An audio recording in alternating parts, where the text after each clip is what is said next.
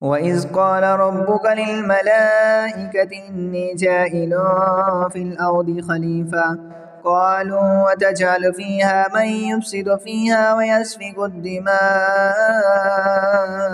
ونحن نسبح بحمدك ونقدس لك قال إني أعلم ما لا تعلمون وعلم آدم الأسماء كلها ثم عرضهم على الملائكة فقال أنبئوني بأسماء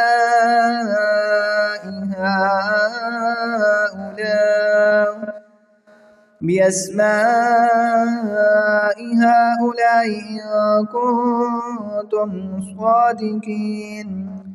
قالوا سبحانك لا علم لنا إلا ما علمتنا إنك أنت العليم الحكيم قال يا آدم أنبئهم بأسمائهم فلما أنبأهم بأسمائهم قال ألم أقل لكم إني أعلم غيب السماوات والأرض وأعلم ما تبدون وما كنتم تكتمون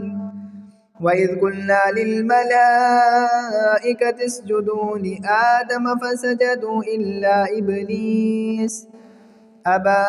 واستكبر وكان من الكافرين وقلنا يا آدم اسكن أنت وزوجك الجنة وكلا منها رغدا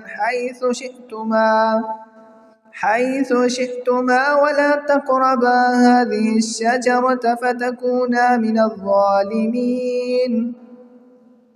فأزلهما الشيطان عنها فأخرجهما